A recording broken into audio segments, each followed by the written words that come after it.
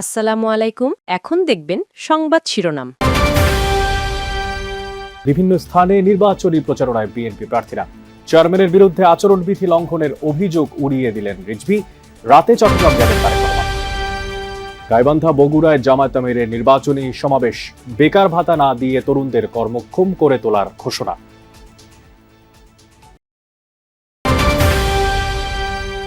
দীর্ঘদিন পর নির্বাচনের পরিবেশ তৈরি হওয়ায় ভোট দিতে আসবে মানুষ, আশা এনসিপি আহ্বায়কের। ভাটারা এলাকার ভোটারদের মিথ্যা আশ্বাসে বিভ্রান্ত না হওয়ার আহ্বান। ঢাকার বেশিরভাগ কেন্দ্রই ঝুঁকিপূর্ণ, বিশৃঙ্খলা এড়াতে সিসি ক্যামেরার পাশাপাশি থাকবে পুলিশের বডি অন ক্যামেরা। শঙ্কা তৈরি করছে লুট হওয়া অস্ত্র ও গুজব। এতক্ষণ দেখছিলেন সংবাদ শিরোনাম, এখন দেখবেন বিস্তারিত। রাজধানীতে ত্রয়োদশ জাতীয় সংসদ নির্বাচনের প্রচারণা চালাচ্ছেন বিএনপি প্রার্থীরা। সকাল থেকেই বিভিন্ন পাড়া মহল্লায় শুরু হয় প্রচারণা। মিরপুর 12তে প্রচারণা চালান ঢাকা 16 আসনের বিএনপি প্রার্থী আমিনুল হক। বলেন, এই আসনের অনেক এলাকায় মাদক আর চাঁদাবাজির সমস্যা রয়েছে। সংসদ সদস্য নির্বাচিত হলে কোনো চাঁদাবাজ বা মাদক ব্যবসায়ীকে প্রশ্রয় না দেওয়ার অঙ্গীকার করেন তিনি। আমিনুল বলেন, কোনো অন্যায়কারী, চাঁদাবাজ বা মাদক ব্যবসায়ীকে প্রশ্রয় দেওয়া হবে না। একটি সুন্দর, শান্তিপূর্ণ এবং একটি মানবিক বাংলাদেশ গড়ার কথাও জানান তিনি। এদিকে ওয়ারিতে প্রচারণা চালাচ্ছেন ঢাকা 6 আসনে বিএনপির প্রার্থী ইশরাক হোসেন। প্রতিশ্রুতি দেন নির্বাচিত হলে গ্যাস সংকট সমাধানের, সেই সাথে ড্রেনেজ ব্যবস্থা ও জলাবদ্ধতা নিরসন সহ চাঁদাবাজদের বিরুদ্ধে ব্যবস্থা নেওয়ার কথা জানান ইশরাক। বাংলাদেশের মানুষ এখন অনেক সচেতন। আপনারা যতই রাতের অন্ধকারে গিয়ে বিকাশ নাম্বার নিয়ে, এনআইডি কার্ড নাম্বার নিয়ে জালিয়াতি করার চেষ্টা করেন না কেন, আপনাদের এই তথ্য উপাত্ত, এই যে ষড়যন্ত্র বাংলাদেশের মানুষের কাছে কিন্তু প্রকাশ পেয়ে গেছে। গণপরিবহন এবং অন্যান্য যানবাহন যাতে পার্কিং করা হয়, যাতে জনসাধারণের জন্য যে উন্মুক্ত রাস্তা থাকার কথা সেটা যাতে প্রতিষ্ঠা পায়, সেটার জন্য আমি জোরালোভাবে আমার পদক্ষেপ নিব ইনশাআল্লাহ। তারেক রহমানের বিরুদ্ধে এনসিপির করা নির্বাচনী আচরণবিধি লঙ্ঘনের অভিযোগ সম্পূর্ণ মিথ্যা। আর এই মন্তব্য করে এটিকে হাইপার প্রোপাগান্ডার অংশ আখ্যা দিয়েছেন বিএনপির সিনিয়র যুগ্ম মহাসচিব রুহুল কবির রিজভী। আরাফাত হোসেন কোকোর মৃত্যুবার্ষিকীতে বনানীতে তার কবর জিয়ারত শেষে এই কথা বলেন রিজভী আহমেদ। বলেন, 1/11 এবং আওয়ামী লীগ সরকার আমলে শারীরিক ও মানসিকভাবে নির্যাতনের কারণেই আরাফাত রহমান মারা যান। রিজভী বলেন, নির্বাচন কমিশনের অনুরোধে উত্তরবঙ্গের সফর স্থগিত করেছিলেন তারেক রহমান। পরবর্তীতে ইসির নিয়ম মেনেই প্রচারণা চালান তিনি। তারেক রহমানের নেতৃত্ব গুণে ও বক্তব্যে ঈর্ষান্বিত হয়ে প্রতিপক্ষরা জনগণের মাঝে বিভ্রান্তি ছড়াচ্ছে বলেও দাবি করেন রুহুল কবির রিজভী।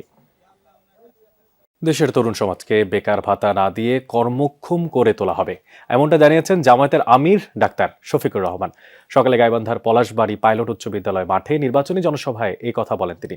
জামায়াত আমির যুবকদের প্রত্যাশিত নতুন বাংলাদেশ করতে গণভোটে হ্যাঁকে জয়যুক্ত করার আহ্বান জানান। ডাক্তার শফিকুর বলেন, কারো লাল চক্ষুকে ভয় পায় না জামায়াত। প্রতিবেশী কোনো দেশের আধিপত্যবাদ বরদাস্ত করা হবে না।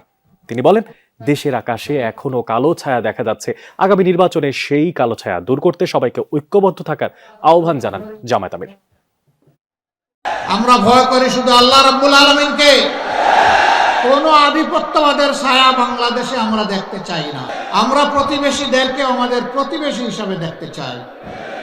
আমরা কারো উপর খবরদারি করতে চাই না, আর কেউ এসে 56,000 বাংলাদেশের উপর খবরদারি করুক তাও দেখতে চাই না। দীর্ঘ 16 বছর পর নির্বাচনের পরিবেশ তৈরি হয়েছে, তাই মানুষ যেন নির্বিঘ্নে ভোট দিতে আসে সে প্রত্যাশার কথা জানিয়েছেন 10 দলীয় জোট মনোনীত ঢাকা 11 আসনের প্রার্থী নাহিদ ইসলাম। সকালে রাজধানীর ভাটারা এলাকায় নির্বাচনী গণসংযোগ শুরুর আগে এই কথা বলেন তিনি। নাহিদ দাবি করেন, নির্বাচনী প্রচারণায় আচরণবিধি লঙ্ঘন করেছে একটি দল। ফ্যামিলি কার্ডের মাধ্যমে ভোট কেনার কৌশল অবলম্বন করা হচ্ছে, আর এমন আশ্বাস দেয়া হচ্ছে যা বাস্তবায়িত হওয়ার সম্ভাবনা নেই। এসব আশ্বাসে জনগণকে বিভ্রান্ত না হওয়ার আহ্বান জানান এনসিপির আহ্বায়ক। নাহিদের দাবি, বিভিন্ন এলাকায় ভোটারদের মাঝে ভয় ভীতি ছড়ানো হচ্ছে। কোনোভাবেই ভোটারদের ভীত না হওয়ার আহ্বান জানান তিনি। 12 ফেব্রুয়ারি নির্বাচন যাতে সুষ্ঠু হয় সেজন্য কর্মীরা কেন্দ্রে গিয়ে পাহারা দিবে বলেও জানান নাহিদ ইসলাম। 16 বছর পরে যেহেতু একটা সুষ্ঠু নির্বাচনের পরিবেশ তৈরি হয়েছে, মানুষ যাতে নির্বিঘ্নে নির্ভয়ে উৎসবমুখর পরিবেশে ভোট দিতে আসেন, এবং কারণ এবারের ভোটটা একেবারেই নতুন এবং বাংলাদেশের ভাগ্য পরিবর্তনের ভোট, যেহেতু গণভোট একসাথে হচ্ছে, মানুষ যাতে এই ভোট কোনোভাবেই এই ভোট প্রদানে ভয় না পায়। ঢাকা মহানগরীর 2131টি ভোট কেন্দ্রের মধ্যে 695টি অতি ঝুঁকিপূর্ণ আর ঝুঁকিপূর্ণ 1133টি। পুলিশ বলছে কেন্দ্রে বিশৃঙ্খলা হলে পুলিশ সদস্যরা বডি অন ক্যামেরার মাধ্যমে ভিডিও করবেন আর সেই ভিডিও দেখে তাৎক্ষণিক ব্যবস্থা নেওয়া হবে। আর এছাড়া এইসব কেন্দ্রে থাকছে সিসি ক্যামেরাও। তারপরেও নিজের ভোটটি দিতে পারবেন কিনা এমন শঙ্কা আছে কারো কারো মধ্যে। বিশ্লেষকরা মনে করছেন আইন শৃঙ্খলা পরিস্থিতি নিয়ন্ত্রণে রাখা গেলে সুষ্ঠু নির্বাচন সম্ভব হবে। বিগত 3টি জাতীয় নির্বাচনেই পুলিশ সহ আইন শৃঙ্খলা রক্ষাকারী বাহিনীর ভূমিকা ছিল প্রশ্নবিদ্ধ। সাধারণ মানুষ তাদের ভোটাধিকার প্রয়োগ করতে পারেনি। এবার পুলিশ যাতে কোনো দল বা প্রার্থীর হয়ে কাজ না করে সেজন্য নানা উদ্যোগ নিয়েছে অন্তর্বর্তী সরকার। এরই মধ্যে লটারি করে 64 জেলায় পুলিশ সুপার নিয়োগ দেওয়া হয়েছে। একই পদ্ধতিতে সব থানার ওসি পরিবর্তন করা হয়েছে। নির্বাচনের সময় করণীয় ও বর্জনীয় সম্পর্কে পুলিশের 1.5 লাখ সদস্যকে প্রশিক্ষণ দেওয়া হয়েছে। পুলিশ সদরের তথ্য অনুযায়ী সারা দেশে 42,761টি ভোট কেন্দ্রের মধ্যে 17,556টি ঝুঁকিপূর্ণ। এর মধ্যে ঢাকায় ঝুঁকিপূর্ণ কেন্দ্রের সংখ্যা সর্বাধিক। অতি ঝুঁকিপূর্ণ কেন্দ্রে 3 জন, ঝুঁকিপূর্ণ কেন্দ্রে 2 জন, সাধারণ কেন্দ্রে 1 জন পুলিশ সদস্য মোতায়েন করা হচ্ছে।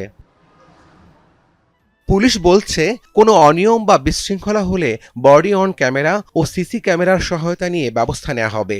তারপরও জনমনে কিছুটা শঙ্কা আছে। আমরা সাধারণ জনগণ, আমরা ভোট দেওয়ার মতো পরিবেশ দেখে আমরা ভোট দিতে যাব। আমি তো আশাবাদী লোক, আশা করতেছি তো অবশ্যই সুষ্ঠু পরিবেশ থাকবে। এমনি সুস্থ সবই ঠিক আছে, আগামীতে কি হয় বলতে পারি না। আবার ভোটের পরিবেশ নিয়ে সন্তুষ্টিও প্রকাশ করেন অনেকে। ওই সময় এরকম পরিবেশ ছিল না ভোট দেওয়ার মতো, এখন সুষ্ঠু পরিবেশ মনে হইতাছে। এবার পরিবেশ ভালো আছে, আমরা নির্ভয়ে যাব, ভোট দিব। আমি এখনো দেখতেছি ইনশাল্লাহ ভালো আছে, বাকিটা আল্লাহ জানে। শতভাগ আশাবাদী। এখন পর্যন্ত যেভাবে দেখছি আমরা চারিদিকের সমস্ত পরিবেশ ভালো।